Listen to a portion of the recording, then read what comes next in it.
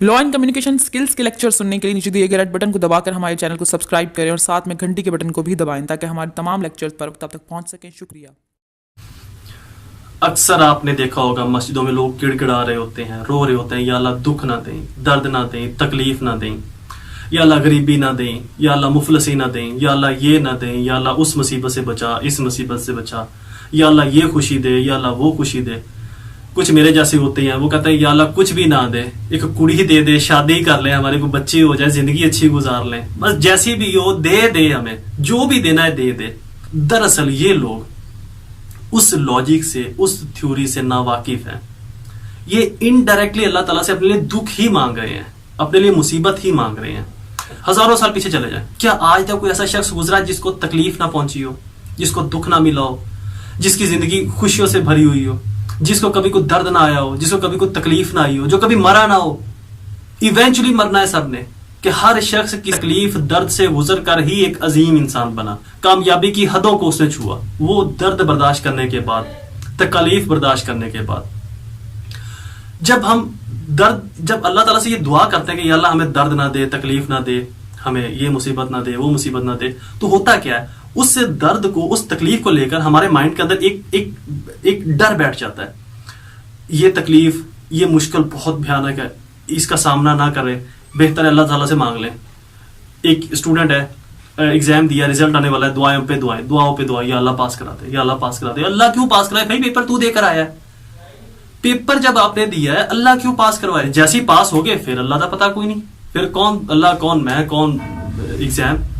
दो स्टूडेंट अल्लाह ताला से दुआ करते हैं या अल्लाह पास करवा दे, एक स्टूडेंट पास हो जाता है, एक फेल हो जाता है।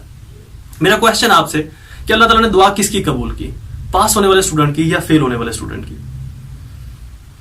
आप मुझे खुद बताएं कि किसकी दुआ कबूल हुई और किसकी दुआ रिजेक्ट हुई, और जिसकी रिजेक्ट हुई क्यों रिजेक्ट हुई? क्या पास करने वाला अल्लाह का ज्यादा करीबी था और जो फेल हुआ वो अल्लाह का करीबी नहीं था? उसको अल्लाह ने बनाया नहीं, उसको बनाया किसी और खुदा ने, और पास करने वाले को अल्लाह ने बनाया? नो, दोनों को अल्लाह ने बनाया।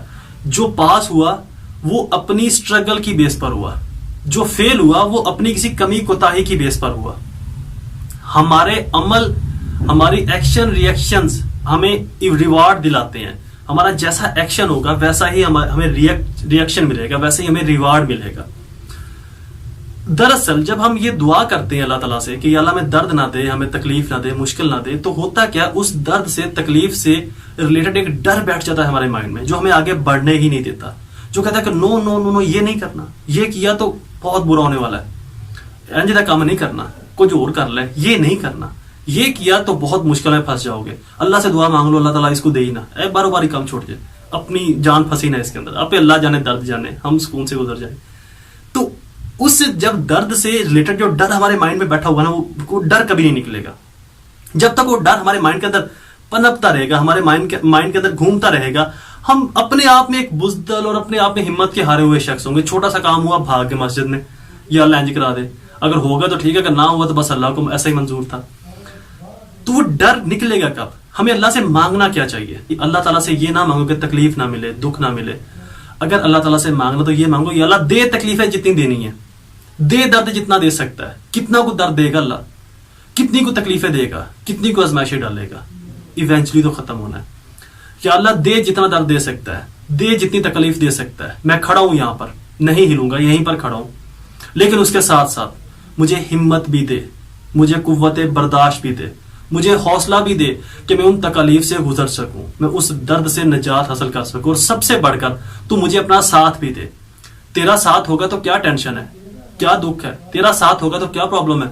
जितना भी दर्द होगा, जितनी भी दुख होगी, गुजर जाएंगे हंस के, देखा जाएगा, जो भी होगा देखा जाएगा। जब ये सोच लेकर आप डर में घुसोगे ना, तो चीर फाड़ के रख दोगे आप डर को, दुखों को, ऐसे जैसे वो एक तेज सिपा सलार नहीं होता, तलवार हाथ में पकड़ी और वो काटता जाता है, इधर से, इधर मार, उधर मार। तो आप ऐसे डर को चीरते हुए कामयाबी की तरफ जाओगे। जो आपके माइंड के अंदर वो दुख का, जो तकलीफ का जो डर बैठा हुआ है, उससे आप जब लड़ जाओगे, आप कामयाबी की तरफ खुद ब खुद ही निकल जाओगे।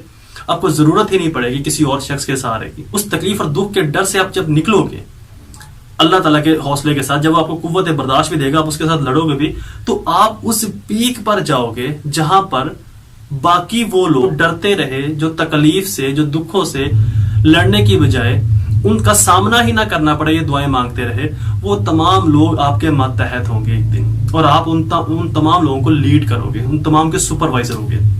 क्योंकि दुनिया में रियलिटी चलती है, हम लोग इमेजिनेशंस के ऊपर यकीन करते हैं। सम टाइम इमेजिनेशंस और रियलिटी के अंदर बिगेस्ट डिफरेंस है, बहुत बड़ा गैप है इन दोनों में।